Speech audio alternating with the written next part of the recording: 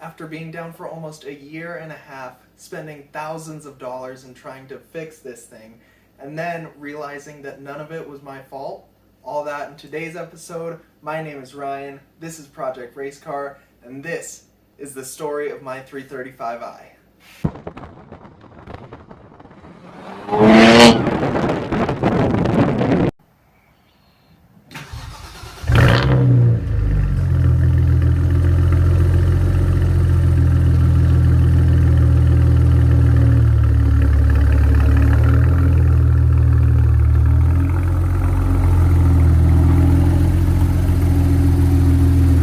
So this is my 2007 Bmw 335i. As you can see, it doesn't have a front bumper, but it is full bolt-on stage 2 turbos, running E85, nice peanut butter interior, 6-speed manual, and it does have the notorious N54 motor in it.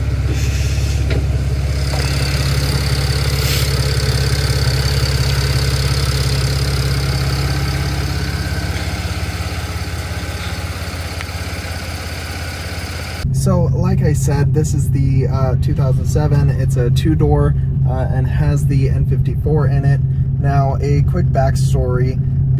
I was driving the car. I had just put E85 in it.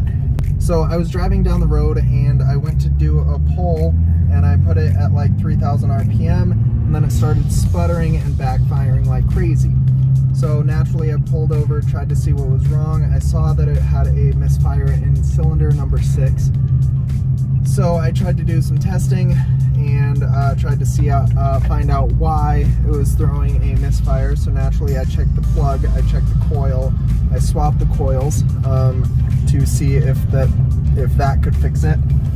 And then I really wanted to do some valve cleaning to see if that was the issue. So I took off the intake manifold and I found that the valve wasn't sealing correctly.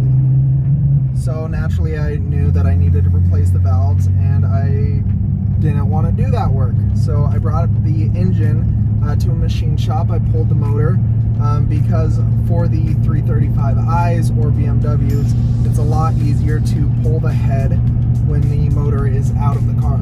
So that's what I did. So I pulled the motor and brought the motor to a machine shop that was recommended to me. He told me that he would be able to strip the block in about a week. So I was like, cool, awesome, that's perfect. I called him back in a week and he said that he hadn't got around to it. So this was flag number 1. And then I called him next week and said, just, update me when the car is, when the engine is ready. He goes, cool. I called him again and he still hadn't torn into it. So we didn't even know what the issue was and like why the valve wasn't sealing. So I was like, okay. So I kept reaching out to him, and it took him about 3 months to get the engine back to me, which was it was a big problem. I throw the engine back into the car and I get everything all set up and I start it for the first time. Again, this is a big job for me. I had never pulled an engine before, and the engine didn't start. It didn't run fully. And nice, and it doesn't die. Oh no, don't do it. And the car didn't run. What it would do is it would idle and then it would just die. It idled for 30 seconds. If you blipped on the gas, it wouldn't make any boost and it would just stall out at around 2,500 RPM to 3,000. So it wouldn't even run, and I immediately thought that it was something on my part. I started checking all the fueling and all the spark, all the connections, all the wiring. I didn't fully wire everything up correctly, so I thought that would fix it. So I started ordering new fuel pressure regulators, and I even replaced the fuel injectors. Those were another $1,400. I replaced every single sensor that you could possibly think of, all the fuel sensors, all of the O2 sensors. I basically was just replacing parts and throwing money at the car, which is a really bad idea. And so I finally decided after about 6 months of this that this was just far too much, and that I needed to, it was just out of my control, and I needed to bring it to a specialist. So I brought it to a family friend of ours who has been doing BMW mechanics for a good 20 to 25 years. And he specializes in Mercedes, Audis, BMWs, Porsches. So he's certified in all, and he's been doing BMW work for about 20 years. So I brought it to him thinking that he would be able to fix it. And after him having the engine and car for about 2 months, he came back to me after 2 months of having the car and messing with it and having the headache of it. He said, "Ryan, there's only been one other car that has stumped me as well as your car." He said, "So I have no idea what's wrong with it." He said, "I would try replacing the valve cover because you put on a kind of crappy part, a crappy valve cover." And so I said, "Awesome, I'll do that. I can do that type of work." I pulled the motor, so I wasn't too worried about it. As the valve cover was off, I started realizing some of the stuff that the actual mechanic of the engine did. And he did 2 very rookie mistakes. When he pulled out the fuel injectors, he put them in the wrong spot when putting them back together. Now, if you guys know anything about a lot of direct fuel injection, is that the specific injector goes into a specific cylinder that is coded by the DME. So you can't just swap these 2 parts. As well as when I was pulling off the bolt in the valve cover, he had stripped it, and so when I tried to break it free, it broke. When he was putting the bolts back in, he cross-threaded them, and so the bolts snapped. Naturally, I was very frustrated since he had my engine for a very long time, and then he also ended up putting parts back in the incorrect spot. So when the valve cover was off and the bolt was stripped, I tried to bore out the bolt and use an easy out, but it ended up actually breaking the easy out. So then I'm stuck with a stud in my head. So I was like, great. Anyways, my great idea, my big wrinkly brain, decided that it would be good to weld a bolt onto the JB weld a bolt onto the broken stud so that I can strip it out. Anyways, I had my valve cover off and I accidentally dropped the bolt into the motor. Now, you guys might be thinking, wow, Ryan, that's some great mechanics. You're gosh darn right that it is some great mechanics dropping my bolt into the motor.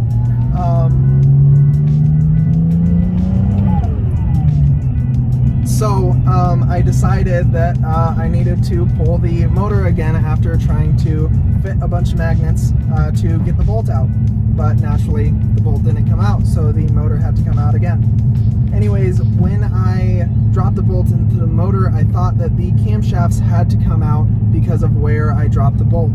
So I looked up a video and found that the 2 timing sprockets on the front of the motor are 2 specific parts. So one of them is an intake side, the other one is an exhaust side. So naturally, I figured with the guy swapping the 2 injectors, maybe he swapped the timing sprockets on the front of the motor. Sure enough, they're swapped. So the entire reason why my car was having timing issues, fueling issues, and everything like that was because of this guy swapping the 2 timing sprockets. So over the last year and a half, I've been trying to find a needle in a haystack of this guy's work. And it's been very frustrating, but I finally swapped the sprockets. I got the bolt out, and the car, as you guys can see, is ripping. Now the nice thing about all the work that I did is that I put a new clutch in it. I put a new water pump. Since I was pulling the motor, the turbos are brand new. So I tried to do as much maintenance work as I possibly could, and this thing is running beautifully now. Again, it only took a year and a half actually get this thing in working order. But it is one of the most, it is the best spec of BMW that I believe is the 2-door, 6-speed, twin turbo. It's everything that I actually want. Now that brings you guys up to right now. The car has about 450 horsepower. It's running stage 2 turbos, and it has full bolt-on. So intake, tune, exhaust, front mount intercooler, and it sounds absolutely amazing.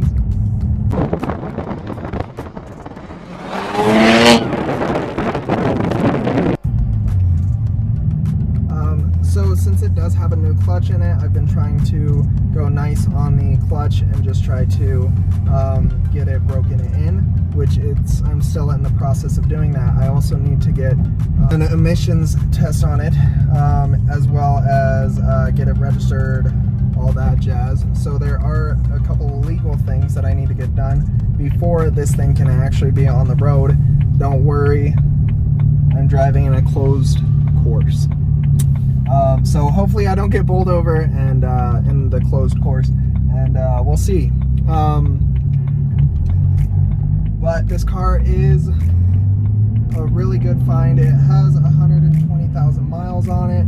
Again, it's been down for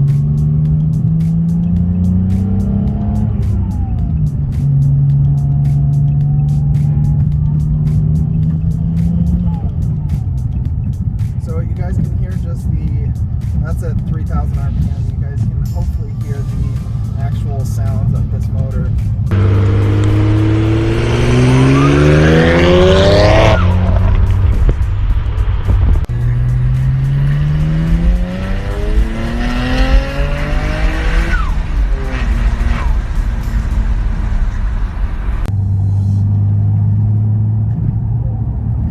It does get a little bit droney at higher gears and low RPM, but it is really nice. It's getting up to oil temp, and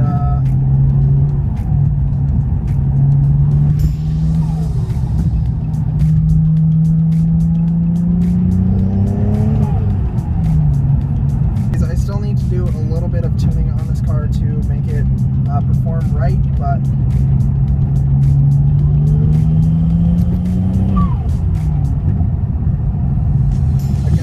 that was 4,000 RPM. So this thing redlines at around 7,000. So and it pulls all the way up until that.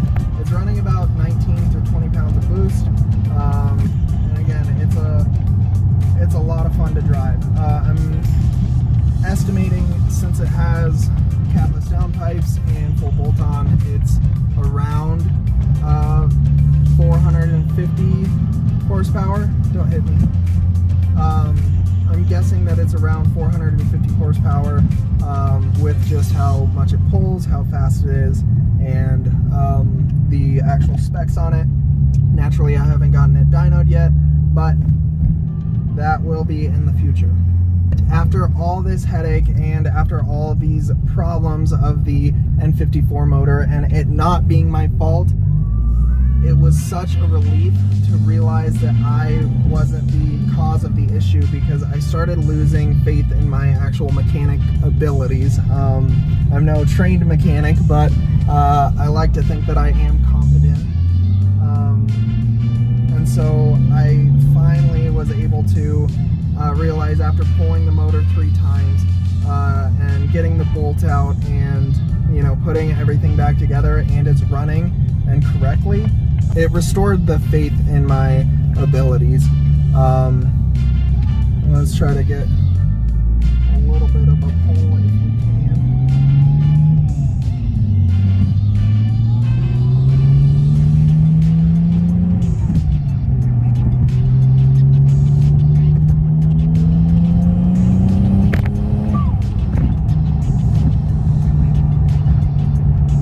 This thing is great.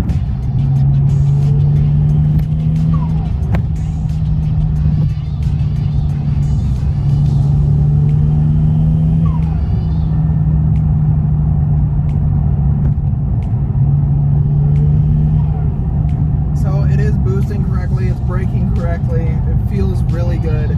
I just need to break it in a little bit more, keep doing a little bit more of this clutch break in, and get the car kind of dialed in. It does have a small coolant leak currently, not too big to where it's leaking behind me, I hope.